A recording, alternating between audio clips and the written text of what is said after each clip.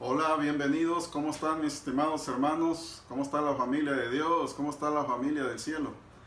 Me da gusto nuevamente saludarlos en este hermoso día que el Señor nos da para estudiar la palabra de Dios juntos, disfrutarla y fortalecer nuestra vida y crecer en el conocimiento del Señor. En este día vamos a continuar viendo nuestro recorrido por el libro de los Salmos y vamos a ver el Salmo número 51, estudio del Salmo número 51, las consecuencias del pecado. Yo te pregunto en esta hora, ¿te has manchado alguna vez tu ropa en una fiesta muy especial?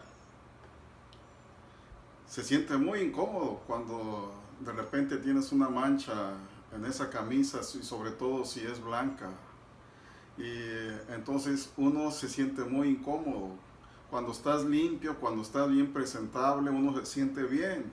Pero cuando viene una mancha, yo recuerdo cuando iba yo a la secundaria, en tiempo de lluvias, yo caminaba un buen tramo de mi casa a la secundaria y mi uniforme era impecable, era un uniforme muy bonito que se usaba en la secundaria, con una corbata verde, una camisa blanca, un pantalón verde también, muy bonito, un verde no mexicano, un verde oscuro, bonito.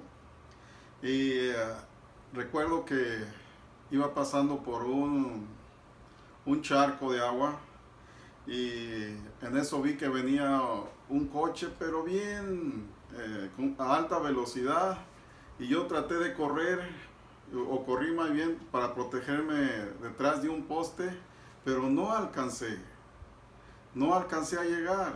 Y el coche, yo creo que a propósito fue y me mojó completamente. Iba impecablemente vestido y llegué a la escuela totalmente sucio, mojado, mi camisa blanca muy sucia, y así estuve todo el tiempo de clase ahí en la secundaria. ¿Has dado un mal paso? ¿Has sufrido caídas fuertes? ¿Has tenido algún tropezón en tu vida? Déjame decirte que a David le sucedió lo mismo. Dio un mal paso, o más bien dicho, se tropezó con una piedrecita.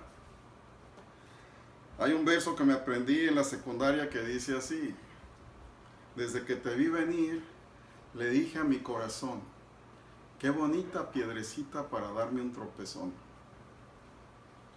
Y así le pasó a David.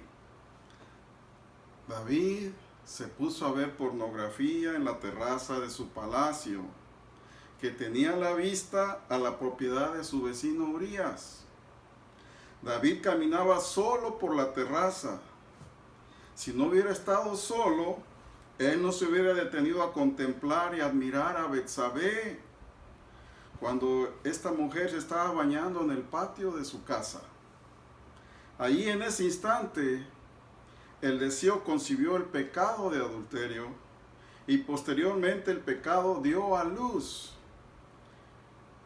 A esto surge una pregunta: ¿eres el mismo cuando estás a solas que cuando estás con los otros hermanos? Este pecado trajo consigo otro pecado más grande, pues David mandó matar al esposo de Betsabé, cuando se dio cuenta que no había otra forma de ocultar su pecado. No había otra forma de ocultar lo que él había hecho, que había sido algo muy malo. Y se hizo más grande la mancha en la vida de David. Pero Dios envió al profeta Natán para decirle a David que lo que había hecho era algo muy ruin. Su pecado no había pasado desapercibido. Así que David fue un gran personaje, pero cometió errores. ¿Por qué? Porque era imperfecto. David no era perfecto, aunque fue uno de los más grandes reyes de Israel. Él era imperfecto como tú y como yo. Él era un ser humano.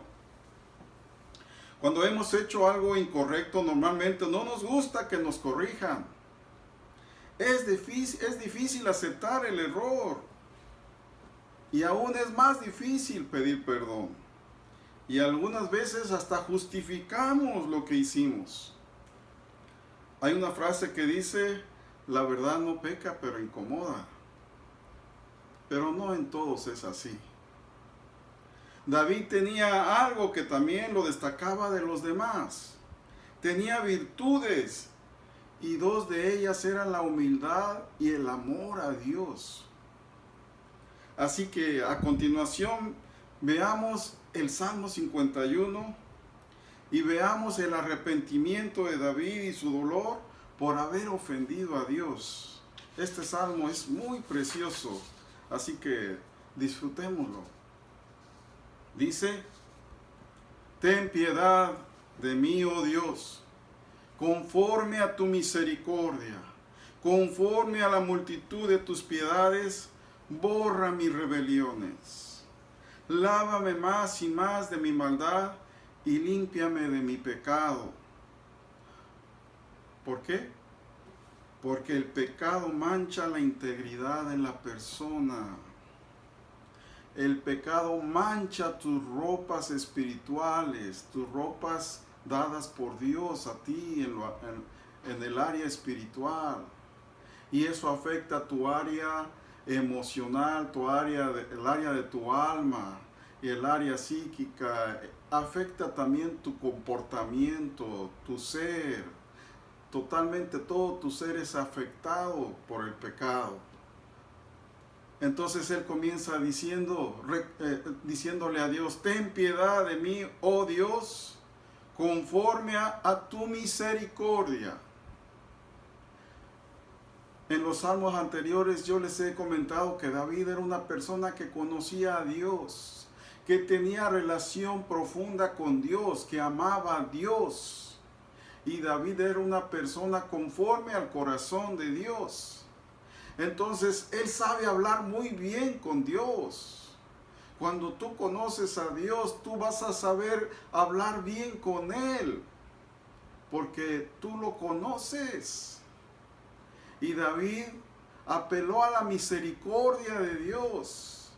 Dice, ten piedad de mí, oh Dios, conforme a tu misericordia.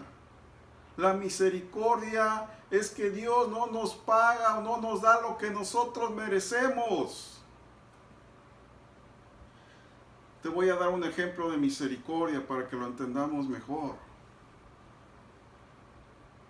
Cuando tú cometes una infracción de tránsito, te pasaste el alto, el stop, y te ve un policía, el policía va a ir detrás de ti, te va a parar, y tú de inmediato sabes que cometiste una infracción a la ley. Entonces sabes que el que ejecuta la ley viene detrás de ti. Se baja de su auto, va hacia ti y te dice lo que hiciste, te pasaste el alto, el stop. Entonces tú no puedes decir nada porque sí es cierto, te lo pasaste. Y él va a aplicarte la pena, va a aplicar el castigo a lo que tú hiciste.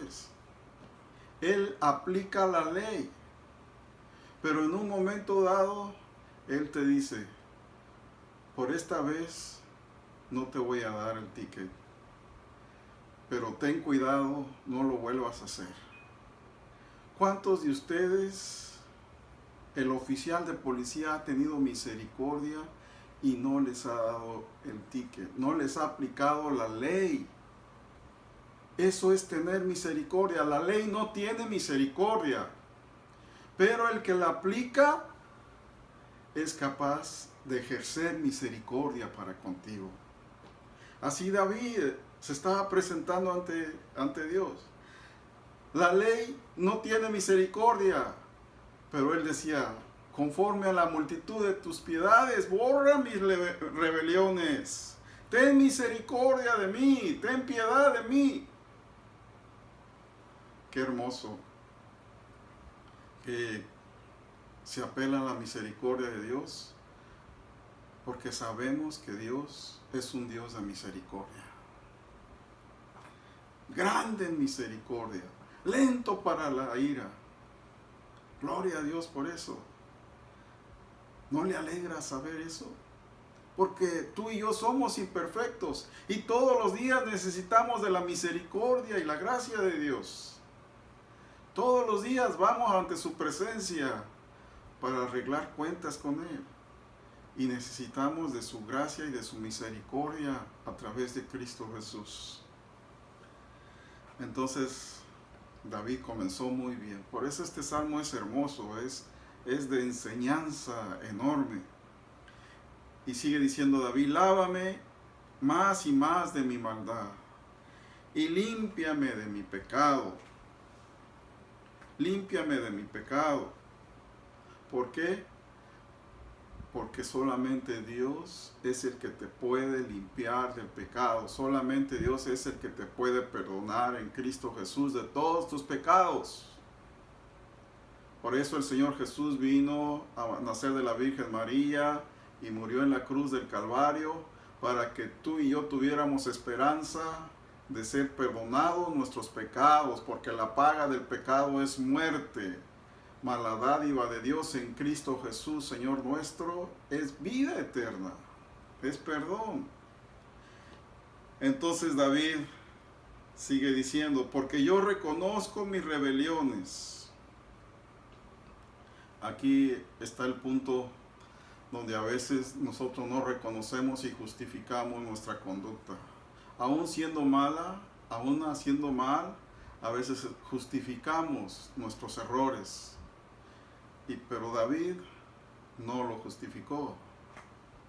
Él dijo: yo reconozco mis rebeliones, yo reconozco que hice mal, yo reconozco que no estuvo bien lo que hice una maldad muy grande, hice un pecado muy grande. Dice: yo reconozco mis rebeliones y mi pecado está siempre delante de mí. Qué sinceridad, hermanos, qué sinceridad de David ante Dios. ¿Por qué nosotros a veces le damos tanta vuelta a lo que hicimos y no vamos directamente al grano si Dios lo sabe todo? ¿Para qué tratar de darle vueltas? ¿Para qué tratar de ocultar si Dios lo sabe todo? Dice: yo reconozco mis rebeliones y mi pecado está siempre delante de mí. Este es un punto que lo vamos a entender muy bien. Mi pecado siempre está delante de mí. Cuando hacemos algo incorrecto, esa acción incorrecta, ese pecado siempre va a venir a tu mente.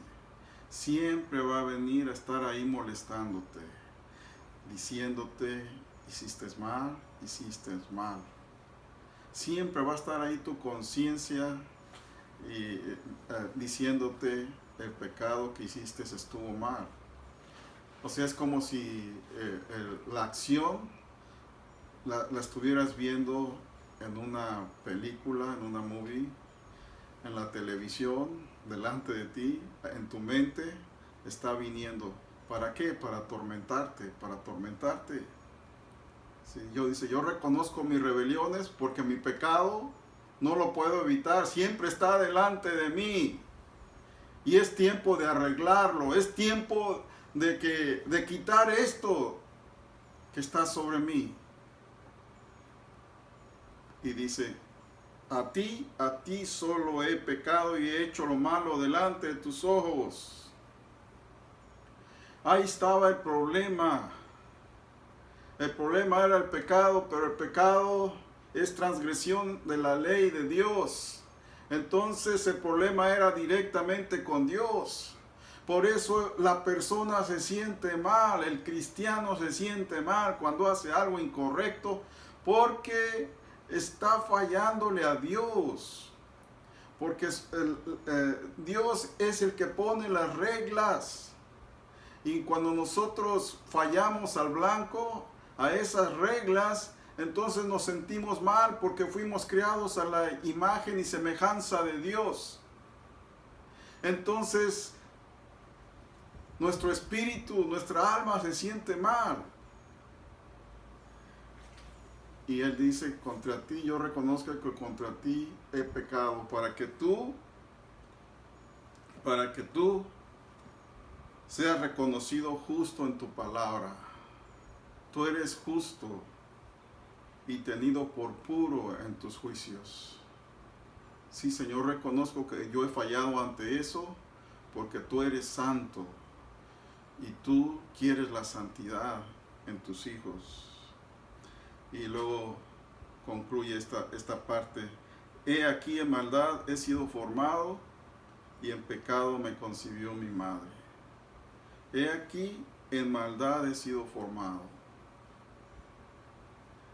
Es más fácil aprender lo malo que lo bueno. Lo bueno necesitamos ejercitarlo, aprenderlo, ejercitarlo, aprenderlo. Cuesta mucho trabajo aprender las cosas buenas, porque las malas salen solitas. Las malas las aprendemos muy fácilmente. ¿Se acuerda usted que cómo se le pegaban las acciones malas de sus amigos, las acciones malas de sus compañeros de la escuela, las acciones malas o las malas palabras de sus compañeros de trabajo? En otras palabras, la corriente de este mundo nos arrastra a veces y a veces no nos damos cuenta cuando ya estamos envueltos en esa situación. Entonces Él dice, yo he sido formado así, en maldad he sido formado.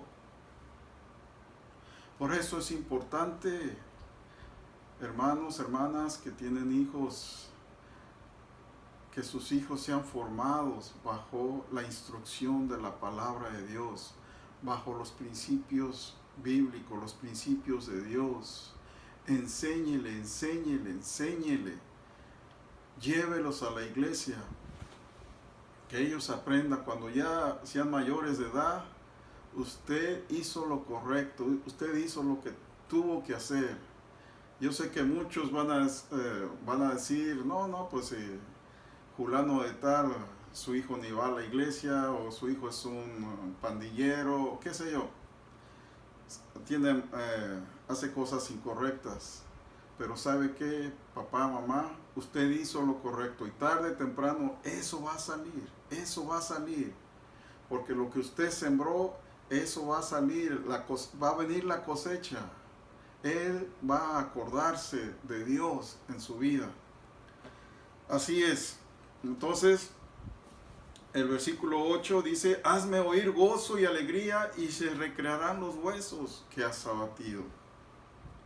¿Qué nos dice esto? Que el pecado, una de las consecuencias del pecado es que te va a hacer infeliz. No vas a estar contento, gozoso, alegre. Y por eso Él le dice, hazme oír gozo y alegría y se recrearán los huesos que has abatido. La persona que hace lo incorrecto no va a tener gozo. Uno de los primeros síntomas que un cristiano que no está haciendo lo correcto se refleja en que no va a la iglesia. O si va a la iglesia, no tiene ese gozo de alabar a Dios, no tiene ese gozo de participar. Porque hay algo que le ha robado el gozo, le ha robado la alegría. Mire qué contraste. Aquí David está diciendo, hazme oír gozo y alegría y se recrearán los huesos que has abatido. Bueno, realmente quien lo ha abatido es el pecado. ¿Se acuerda cuando David decía, yo me alegré con los que decían, a la casa de Jehová iremos? Ya están pisando nuestros pies tus umbrales, Jerusalén. ¡Cuánto gozo! ¿Se acuerda aquella vez que danzó delante de todo el pueblo, alabando a Dios? No le importó que era el rey, no le importó que todos los demás pudieran haberlo criticado. Él se gozó en el Señor porque había gozo interno, había gozo en su corazón.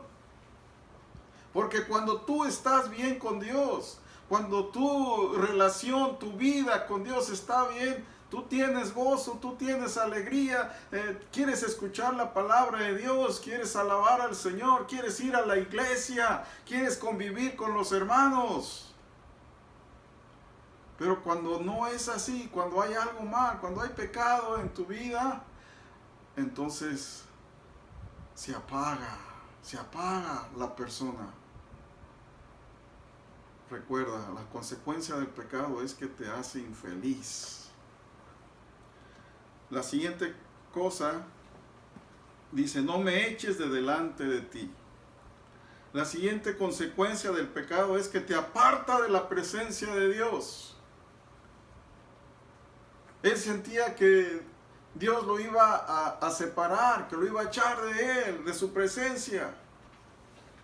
No, lo que sucede es que el pecado te aparta de la presencia de Dios. Te aleja. Como que no quieres escuchar la palabra de Dios porque sabes que la palabra de Dios te va a hablar. Muchas veces a mí me han dicho, usted parece que sabe mi vida. Usted parece que alguien le contó. Y más de una vez he tenido yo ciertos problemas con alguien porque piensa que alguien me dijo lo que él estaba viviendo. Pero no es así. Lo que pasa es que Dios sabe. Dios sabe. Y la palabra te va a hablar siempre. La palabra te va a hablar. La otra consecuencia dice, y no quites de mí tu Santo Espíritu. ¿Por qué? Porque el pecado entristece al Espíritu Santo. El pecado entristece al Espíritu Santo. El Espíritu Santo es bien dulce. El Espíritu Santo es una persona que está con nosotros porque el Señor Jesús lo envió como sello de que somos propiedad de Él. Pero está para consolarnos, está para guiarnos, para enseñarnos, para instruirnos, para fortalecernos. Es un amigo tuyo para esta vida y sobre todo para la vida cristiana, para que puedas vivir la vida cristiana aquí en la tierra y la disfrutes porque es una vida del cielo. Y se comienza a vivir aquí en la tierra. Y para tener el poder, la capacidad de vivirla, necesitas la presencia del Espíritu Santo en tu vida. Entonces, la palabra de Dios dice que cuando tú cometes pecado, entristeces al Espíritu Santo. Cuando tú persistes en hacer algo incorrecto, el Espíritu Santo está muy triste por ti. Cuando tú insistes en eso, el Espíritu Santo va a llorar por ti. Entonces, David sabía muy bien eso. Fíjese nada más. La otra consecuencia es que el pecado quita la paz y la alegría. Ya vimos un poquito de esto, pero aquí vuelve David a mencionarlo. Dice, pide a Dios, vuélveme el gozo de tu salvación y espíritu noble me sustente. Vuélveme el gozo de tu salvación. ¿Por qué? Porque el pecado quita la paz y la alegría. Ya no disfrutas nada en tu vida. Y usted me entiende, usted que es cristiano, me entiende muy bien esto. La siguiente cosa es en el versículo 13, dice, entonces enseñaré a los transgresores tus caminos y los pecadores se convertirán a ti. ¿Qué quiere decir esto? Que una de las consecuencias es que, del pecado es que afecta tu testimonio delante del mundo, delante de las personas. ¿Cómo te vas a sentir bien para invitar a alguien a la iglesia? ¿Cómo te vas a sentir bien para evangelizar, para compartir al Señor Jesús a otro? ¿Cómo te vas a sentir bien? No lo vas a poder hacer. Porque hay algo que te está impidiendo. Hay algo que te está estorbando. ¿Por qué? Porque la consecuencia es de que afecta tu testimonio delante de los demás. No puedes hablar de la palabra de Dios con libertad a la gente. La siguiente consecuencia, en el versículo 14: líbrame de homicidios, oh Dios, Dios de mi salvación. Cantará mi lengua tu justicia. Oh Señor, abre mis labios y publicará mi boca tu alabanza. No puedes testificar ni alabar a Dios. ¿Cómo vas a poder testificar de las grandezas de Dios?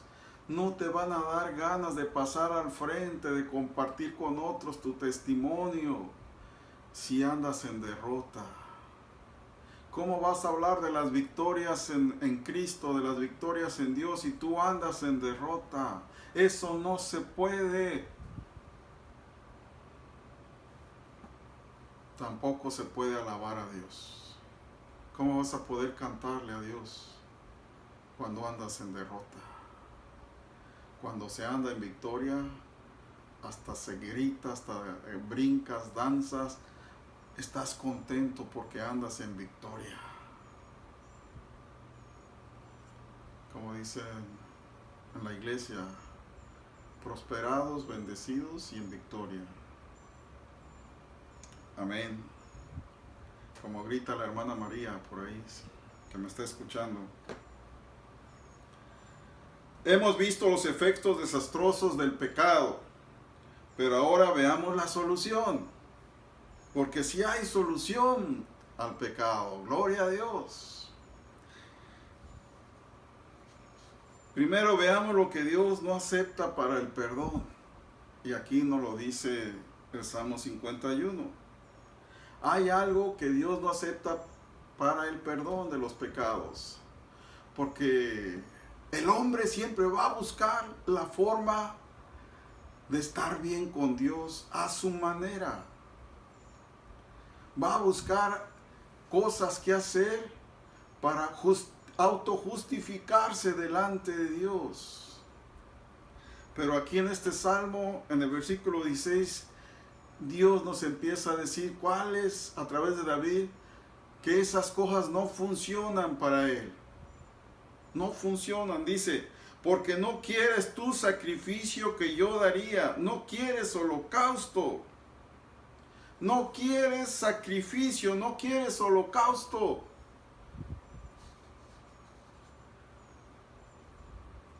¿Qué hacemos cuando andamos un poco mal, cuando andamos mal? Empezamos a hacer buenas obras. Bueno, pues voy a ir a la iglesia para quedar bien. Y ya no digo de los que no conocen a Dios, pues que hacen mandas, hacen sacrificios. ¿Todo para qué? Para ganarse el favor de Dios. Así ya quedo bien con Dios. Así ya cubro mi pecado. No, los sacrificios personales no cubren nada. Y delante de Dios no va a pasar nada, tu pecado está ahí, eso no te puede limpiar, eso no te puede hacer limpio delante de Dios. Solo eres perdonado si confiesas tu pecado con sinceridad de corazón. Dios no quiere sacrificio por tu pecado. Eso no es suficiente, no te alcanza. Los sacrificios que agradan a Dios son, dice el versículo 17, el espíritu quebrantado, al corazón contrito y humillado no despreciarás tú, oh Dios.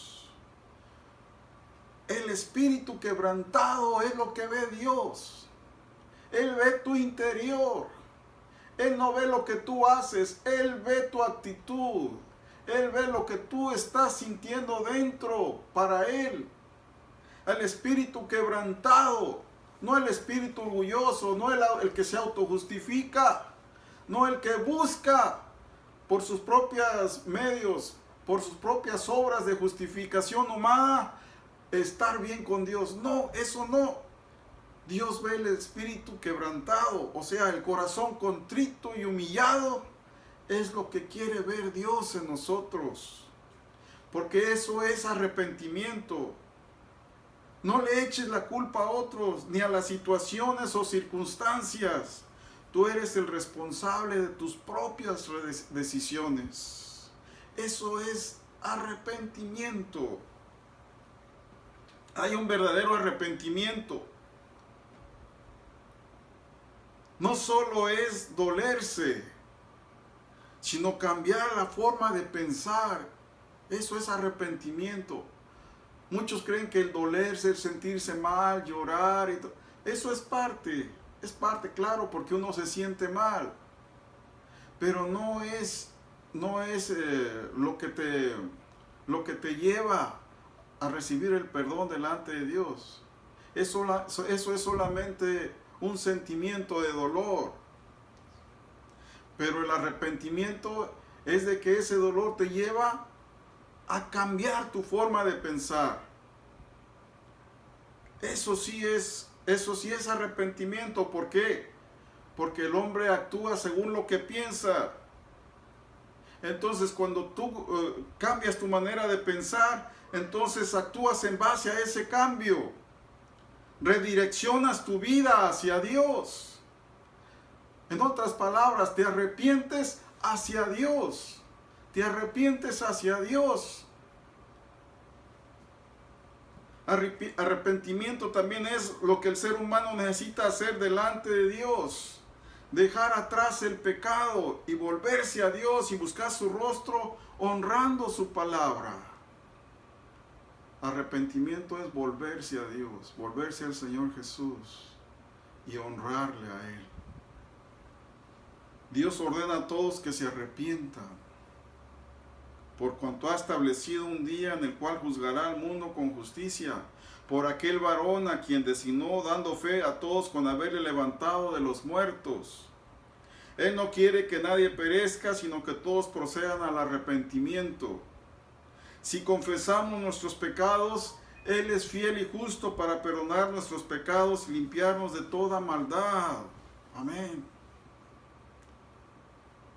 Por otra parte, el arrepentimiento es una actitud del corazón. Es un estilo de vida. Todos los días tu vida se va acercando más a Dios. Esto es volverse a Dios, conocerle más, tener comunión más estrecha con Él. Entonces vives la vida al estilo de Dios, al estilo del cielo. Vas muriendo tú para que Cristo viva en ti. O como dijera Juan el Bautista, es necesario que Él crezca, pero que yo mengüe. Eso es arrepentimiento. Esto es también lo que el Padre Nuestro quiere decir en esa parte que dice: venga tu reino, hágase tu voluntad en la tierra como en el cielo. En otras palabras, Dios establece tu reino en mí. Hágase tu voluntad en mí, así como se hace en el cielo. Cuando tú digas el Padre Nuestro, tú estás diciendo eso. Venga tu reino, pero aquí, a mi corazón, a mi vida. Hágase tu voluntad en mí, así como se hace en el cielo. Si necesitas pedir perdón, hazlo. Tenlo por seguro que Dios te perdonará. Si has ofendido a alguien, pide perdón. Ya sea tu esposa, tu esposo, tus hijos, vecinos, compañeros de trabajo. El perdón nos viene bien a todos. Espero que estas palabras te hayan bendecido, hayan sido una bendición para tu vida. Este Salmo 51 es un salmo que todos necesitamos. Gracias a Dios porque usó a David para dejarnos estas palabras que nos bendicen, estas palabras que han bendecido tu vida. Al corazón contrito y humillado no desprecias tú, Dios. Vivamos con esa sencillez y no dejemos que el pecado nos robe el gozo. Que el pecado no te robe lo que Dios te ha dado. No dejes que el enemigo, Satanás, te robe lo que Dios te ha dado. El gozo, la alegría de vivir, el gozo de la salvación, el gozo de sentirte y de saberte hijo de Dios, el gozo de saber que el cielo te está esperando. Si te ha bendecido esta palabra, dale like y dale gracias a Dios, porque Dios es bueno y para siempre es su misericordia. Me despido de ustedes con la bendición de Dios. Jehová te bendiga y te guarde. Jehová haga resplandecer su rostro sobre ti y tenga de ti misericordia. Jehová alce sobre ti su rostro y ponga en ti paz. Que el Señor te bendiga y nos miramos, primeramente Dios, el próximo domingo, con el favor de Dios. Hasta pronto, iglesia. Bendecidos.